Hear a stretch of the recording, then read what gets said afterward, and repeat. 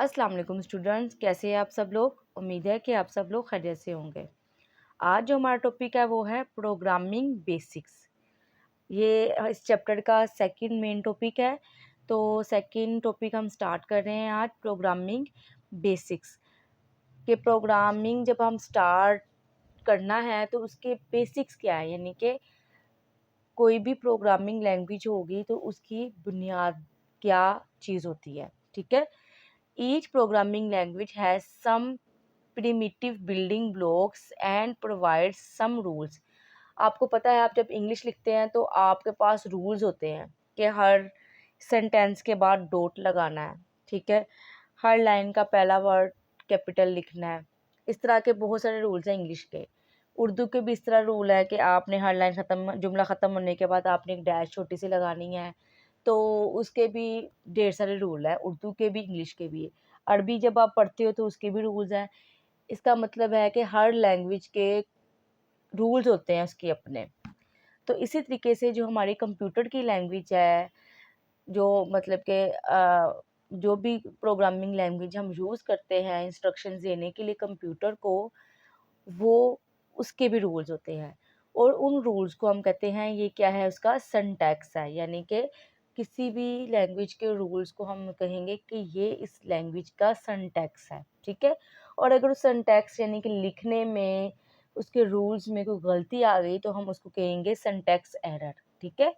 तो each programming language has some primitive building blocks and provide some rules in order to write an accurate programme.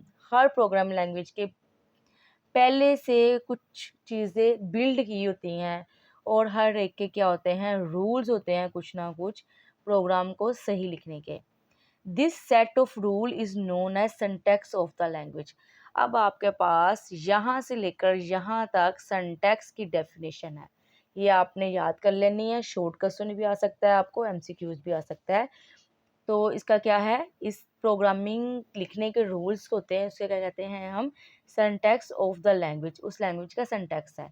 Syntax can be thought of as grammar of a programming language. हम इसको, ये grammar ही होती है ना, जैसे grammar में हम सीखते हैं, तो हम ग्रामर में बहुत सारी चीज़ें सीखते हैं। जैसे कि इंग्लिश में हम बहुत सारी चीज़ें सीखते हैं कि हर जुमले के बाद डॉट लगाना है। डॉट तो ये सारी चीज़ें जो होती हैं इसको हम कहते हैं ग्रामर। अगर इसके इसमें गलती आती है तो हम कहते हैं ये इंग्लिश की ग्रामर में गलती आई है। ठीक है। जैसे कि अगर पहली लाइन पहला लफ्ज़, अगर जुमले का सेंटेंस का फर्स्ट वर्ड अगर मैंने कैपिटल नहीं लिखा, फर्स्ट लेटर कैपिटल नहीं लिखा, तो मैं क्या कहूँगी, इसकी ग्रामर नहीं ठीक है, इसको ग्रामर नहीं आती। तो ये क्या होती है, सारी चीज़ इंग्लिश ग्रामर जो हम पढ़ते हैं, इस तरह उर्दू ग्रामर भी पढ़ते हैं, यानी कि उसमें रूल्स को हम उसमें ग्रामर कहते हैं, लेकिन कंप्यूटर में हम इसको सिंटैक्स बोलेंगे।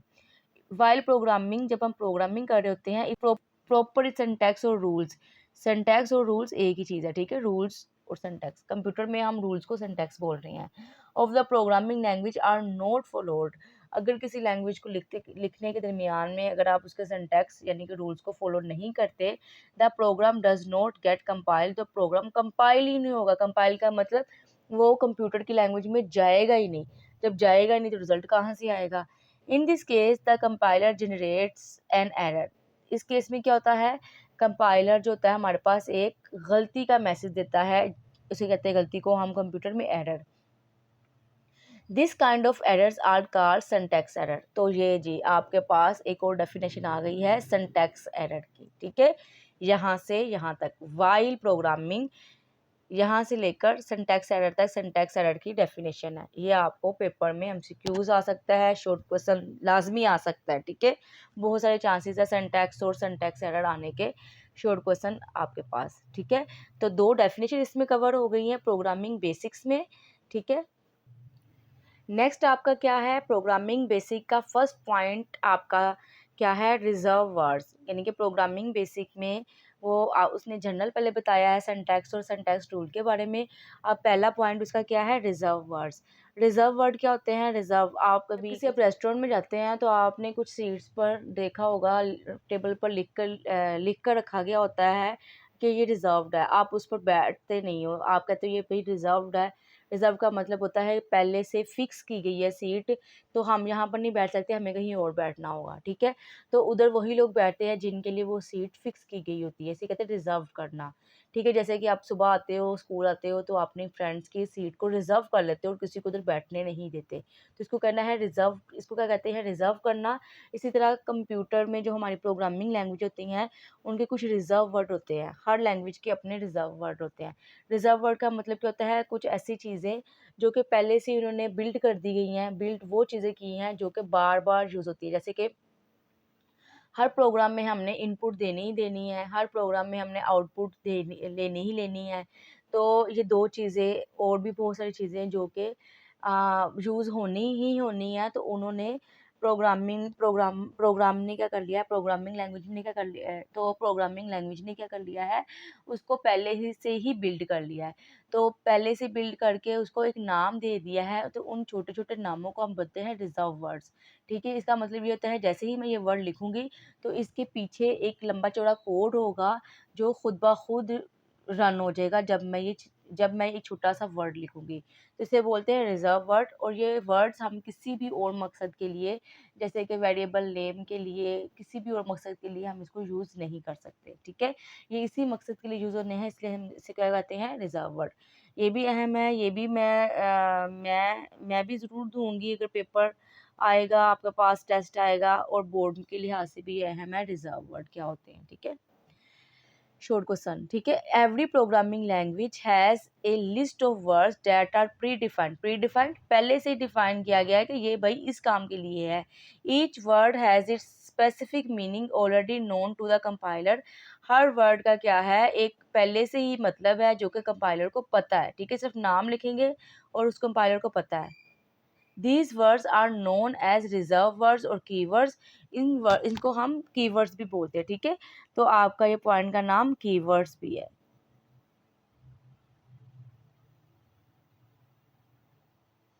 कुछ भी आपको लिखने के लिए कह सकते हैं, डिफाइन कीवर्ड्स या डिफाइन रिजर्व वर्ड्स, तो दोनों में आपने यही लिखना है। If A programmer gives if A programmer gives them a definition of its own of his own, अगर तो प्रोग्रामर अपने तरीके से इसको डिफाइन करने की कोशिश करता है, इसको यूज़ करने की कोशिश करता है, तो क्या आएगा, it causes A syntax error. तो इसमें क्या आ जाएगा, एरर आ जाएगा, यानी कि गलती आ जाएगी। Table 1.1 shows a list of reserved words in C programming language. तो आपने क्या करना है, इसको करना है कट, ठीक है? आपने क्या करना है, एग्जाम्पल फॉर एग्जाम्पल लिख के इधर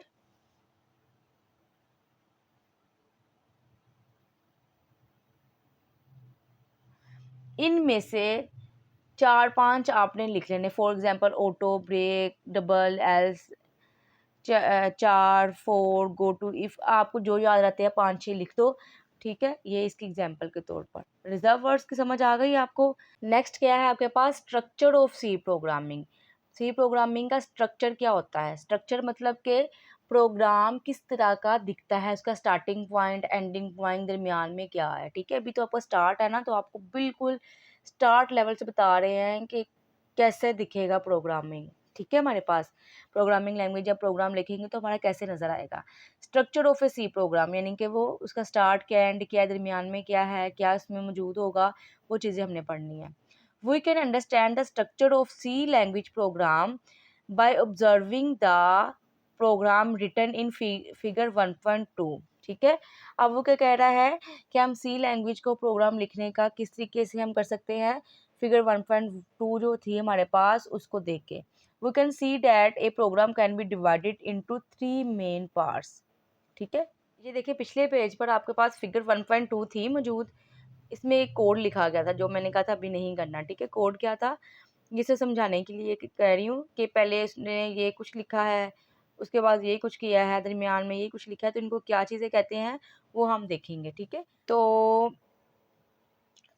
ये जो फिगर वाला जो लाइन थी, we can understand the structure of C language program by observing the program written, ये आपने कट कर देना, ठीक है? आपने सिर्फ समझाने के लिए था, तो आपने करना नहीं। आपने क्या करना है, स्ट्रक्चर ऑफ सी प्रोग्राम, ये आपको सवाल आएगा, ये आपको लॉन्ग भी आ सकता है, लॉन्ग लाज़मी आ सकता है, ठीक है? ये लॉन्ग के हिसाब से आ सकता है, और शॉर्ट तो अलग-अलग डेफ़िनेशन कोई भी आ सकती है इसमें से।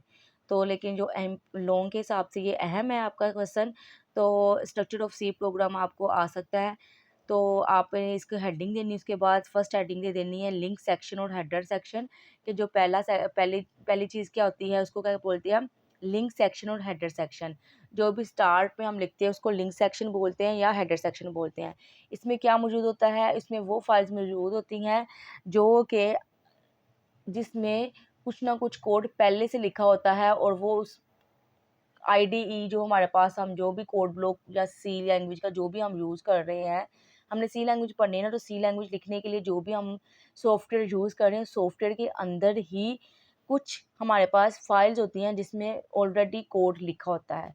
उसमें कोड क्या लिखा गया होगा, उन चीज़ों को लिखा गया होगा जिन चीज़ों को हमने यूज़ करना है बहुत ज़्यादा, ठीक है? जैसे कि मैथ की कोई चीज़ें हैं तो वो उसके लिए एक अलग फंक्शन बना दिया, प्लस माइनस डिवीजन का। जब भी मुझे प्लस करना है तो मैं वो फंक्शन या वो जो फ़ाइल है वो सबसे ऊपर लाज़मी लिखूँगी, क्योंकि वो मैं इसलिए लिखूँगी ताकि उसमें जो मैथ के फंक्शंस हैं वो हम प्रोग्राम में सारे आगे प्रोग्राम में यूज़ कर सकूँ। इसी तरीके से जो मैंने प्रोग्राम में चीज़ें करनी है ना, उससे रिलेटेड क्या होता है, सबसे ऊपर मैं हेडर फ़ाइल मेंशन कर दूँगी कि मैंने इस प्रोग्राम में इस हेडर फ़ाइल से मुतल्लिक काम करना है, मैंने इस हेडर फ़ाइल के मुतल्लिक काम करना है। तो परेशान होने की ज़रूरत नहीं है, यहाँ पर हम सिर्फ़ एक ही फ़ाइल या हम ज़्यादा से ज़्यादा 2 फ़ाइल्स ऐसी हैं यूज़ करेंगे थ्रू आउट द सिलेबस कि कौन-कौन सी जो है स्टार्ट में हमने लिखनी ही लिखनी है, ठीक है? तो सबसे पहले क्या है, while writing program in C language we make extensive use of function that are already defined in the language.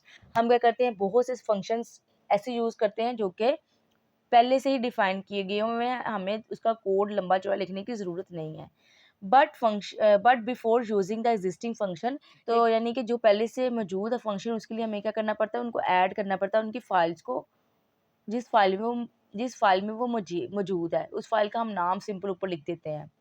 We need to include these files where these function have been defined, तो जिस files में वो function define है उसको हम लिख देते हैं। These files are called header files, in files को हम क्या बोलते हैं, header files।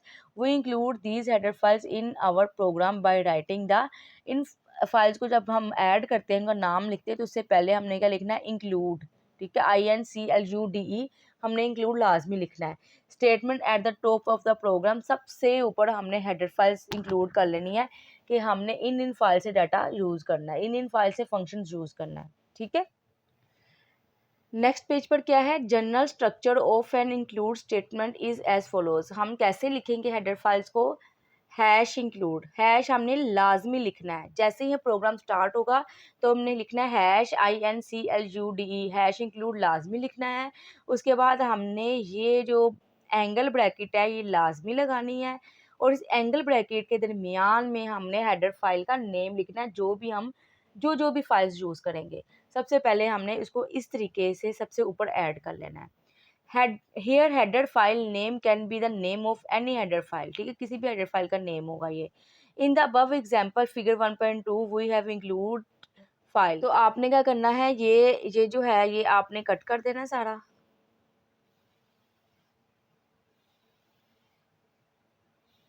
आपने लिखना है इसको इसको लिखने के बाद आपने आगे लिख देना है नीचे फॉर एग्जाम्पल, और आपने इधर लिख देना है फॉर एग्जाम्पल stdio.h लिख देना आपने, और आपने लिख देना है math.h, ठीक है। आपने लिखना है here header file name can be the name of any header file, फिर आपने नीचे लिख देना फॉर एग्जाम्पल लिखने के बाद आपने लिखना है stdio.h, और दूसरी क्या फाइल का नेम है math.h, बस यहाँ तक आपने 2 एग्जांपल्स करनी है। उसके बाद क्या है, दूसरा आपका जो है मेन सेक्शन है। जैसे ही हेडर फाइल लिखते हैं उसके नीचे क्या है, मेन सेक्शन। मेन सेक्शन का मतलब इसमें तमाम कोडिंग हमने लिख देनी है, जो भी प्रोग्राम में करना है हमने। It consist of A main function, और ये स्टार्ट कहाँ से होता है, जहाँ पर हम MAIN और ये ब्रैकेट लगा देते हैं, वहाँ से मेन फंक्शन स्टार्ट होता है। हेडर फाइल जैसे ही ख़त्म होती है तो हम ये लिख देते हैं, ये रिप्रेजेंट करने के लिए कि मेन फंक्शन स्टार्ट होने लगा है। Every C program must contain a main function and it is the starting point of execution. हर प्रोग्राम में ये मेन फंक्शन लाजमी मौजूद होगा, और इधर से ही हमारे पास जो प्रोग्रामिंग का वो जो इंस्ट्रक्शंस को वो रीड करना शुरू करता है कंपाइलर और उसके मुताबिक रिजल्ट देता है। ठीक है, ये करना है। उसके बाद क्या है, body of the main function. Body क्या है हमारे पास, बॉडी हमारे पास ये है कि मेन फंक्शन जैसे स्टार्ट हुआ उस मेन फंक्शन के अंदर जो भी लिखा गया है उसे हम बोलते हैं body. The body of main is enclosed in A curly braces. जैसे ये लिख दिया, मेन फंक्शन हमारा स्टार्ट हो गया। मेन फंक्शन लिखने के बाद फ़ौरन से हमने कर्ली ब्रेसेस लगा देनी है। कर्ली ब्रेसेस हमने इसलिए लगानी है कि भाई हमारी बॉडी स्टार्ट हो गई है। All the statement inside these curly braces, start में ये लिखनी है, दरमियान में सारा कोड लिखना है और उसके बाद क्या करना है, आपने उसको इस ब्रेसेस के साथ एंड कर देना है। All the statement inside these curly braces make the body of main function. ठीक है, जो इस ब्रेसेस के अंदर जो भी लिखा जाएगा उसको क्या बोलते हैं, उसको body of main function. In the above program figure 1.2 the statement printf, आपने ये कट कर देना है। आपने करना है the statement printf hello world uses a predefined function. इसमें प्री डिफाइंड फंक्शन कौन सा यूज़ किया गया हमारे पास, प्रिंट एफ, जो कि पहले से ही डिफाइन किया गया है। To display the statement hello world on computer screen, जो ये काम किया गया है प्रिंट एफ और उसको स्क्रीन पर दिखाया गया है, इसको हम क्या बोलते हैं कि ये मेन काम था प्रोग्राम का, तो इसको क्या बोलते हैं हम, body. uses a predefined function printf to display the statement hello world on computer screen. We can also create other function in our program and use them inside the body of main function. वो कह रहे हैं इसके अलावा भी हम बहुत सारे फंक्शन यूज कर सकते हैं, ये सिर्फ अभी एक यूज करके बताया उन्होंने। ठीक है, तो आपने ये यहाँ तक करना है। उसके बाद इंपॉर्टेंट नोट भी हम एक दफ़ा पढ़ लेते हैं, क्या कहा गया है। Following point must be kept in mind in order to write syntactically correct C language program. The sequence of statement in a C language program should be according to the sequence in which we want our program to be executed. अच्छा जी, अब वो ये कह रहा है जब भी हम प्रोग्राम लिखते हैं तो जिस जिस सीक्वेंस में लिखेंगे, यानी कि जिस सीक्वेंस में हम चाहते हैं कि कंप्यूटर उस इंस्ट्रक्शंस को रीड करे, उस सीक्वेंस के साथ हम क्या करेंगे, इसको लिखना स्टार्ट कर देंगे। ठीक है, जैसे हम कहते हैं कि स्टेप नंबर पर ये काम हो तो हम स्टेप नंबर पर वो ही लिखेंगे। इसी तरीके से जैसे जैसे हम आगे बढ़ते जाएंगे स्टेप्स लिखते जाएंगे। C language is a case sensitive. Case sensitive का ये मतलब होता है कि अगर PRINT प्रिंट लिखा है और PRINT ये लिखा है तो इन दोनों का मतलब डिफरेंट होगा। ये और चीज़ है और ये और चीज़ है। ये क्या है, कैपिटल पहला लफ्ज़ था तो इसने उसको चेंज कर दिया है। केस सेंसिटिव का मतलब ये होता है कि इसमें स्मॉल और कैपिटल लेटर्स के होते हैं, वो डिफरेंट ट्रीट किए जाते हैं। अगर तो स्मॉल ए है और कैपिटल ए है तो ये दो अलग अलग चीज़ें हैं। ठीक है, इसको क्या कहते हैं हम, case sensitive language. It means that if a keyword is defined with all small case letter we can not capitalize any letter. वो कह रहा है कि अगर हमने कोई चीज़ स्मॉल लेटर में लिखी है तो पूरे प्रोग्राम में हमने उसको स्मॉल से ही रिप्रेजेंट करना है। हमने ये नहीं सोचना कि कोई बात नहीं सेम चीज़ है, जैसे कि प्रिंट अगर मैंने शुरू में ये लिखा है तो एंड पर जाके मैं ये लिखना स्टार्ट कर दिया, ऐसा नहीं होगा। आपने जो शुरू में लिखा है वही एंड तक लेके चलना है। ठीक है, ये मैंने एग्जांपल दी है। We can not capitalize any letter I, जैसे कि इंटीजर है INT, इसको इंटीजर INT में उन्होंने कहा है लिखना है, हमारे पास ये रिजर्व वर्ड है। INT स्मॉल में लिखा हुआ है तो हम इसको कैपिटल में यूज़ नहीं कर सकते। Is different from int. ठीक है, तो INT जो कैपिटल आई है वो, ये दोनों क्या है, वो डिफरेंट है एक दूसरे से। Former is a keyword whereas letter is not. वो कह रहा है ये जो स्मॉल में है ये तो कीवर्ड ही था, लेकिन INT कीवर्ड नहीं है, क्योंकि कीवर्ड सिर्फ वही हैं जो आपने पिछले टेबल में पढ़े थे।